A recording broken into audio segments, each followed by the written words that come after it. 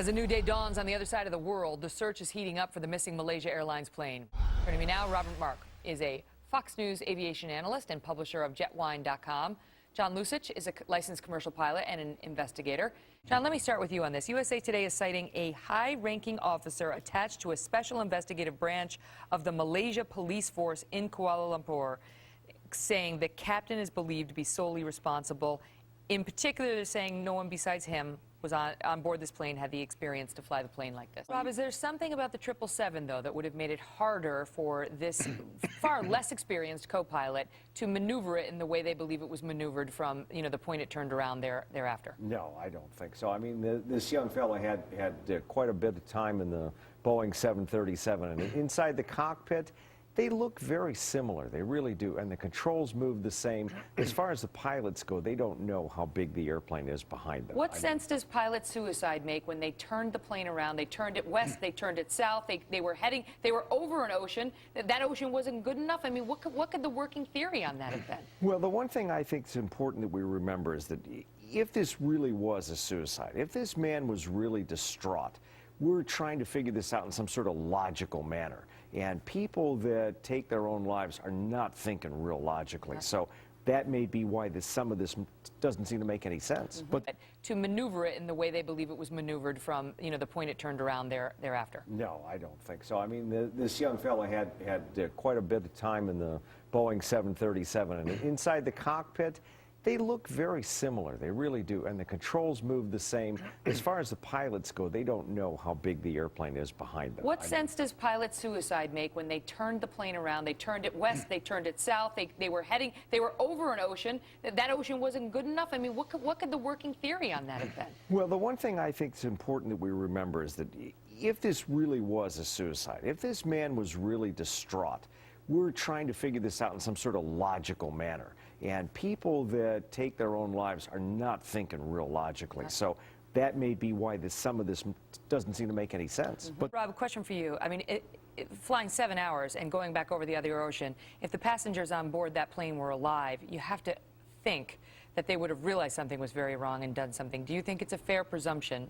that they were not alive, or that they were at least incapacitated for the majority of that journey?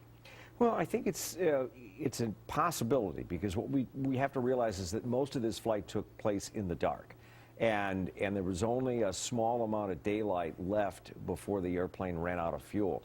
So it's possible that most of the passengers could have just been asleep and been completely unaware of what was even going on. Joining me now, Robert Mark, a commercial pilot and Fox News aviation analyst. Also, Kathleen Bangs. She's a former commercial pilot, former airline instructor, and also Fox News aviation specialist.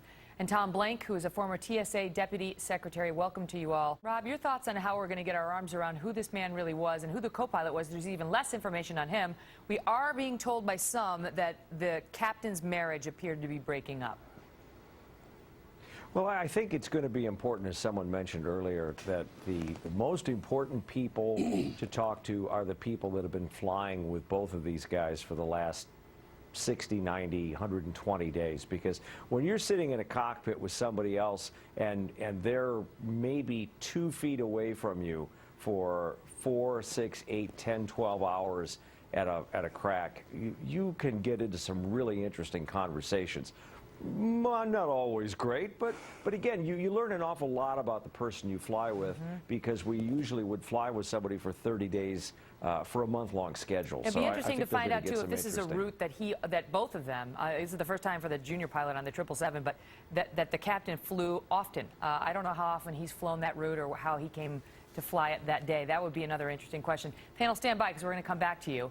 In the meantime, I want to bring in our panel. Robert Mark, who's a pilot and a Fox News aviation analyst, Tom Blank, who's a former TSA deputy administrator, and Kyle Bailey, who's an FAA licensed pilot and aviation analyst. Gentlemen, welcome to you all. Rob Mark, your thoughts on that statement? Unless there's some significant system in the 777 that prevents an accidental shutdown somehow, I can't imagine there not being a circuit breaker or something else that makes it easy to turn that power off. And if you turn the power off, it's the same thing as turning the switch. That's for Rob Marks, for the pilot to turn off the transponder, and Boeing is coming out and saying he had to do it. It had to be by the pilot.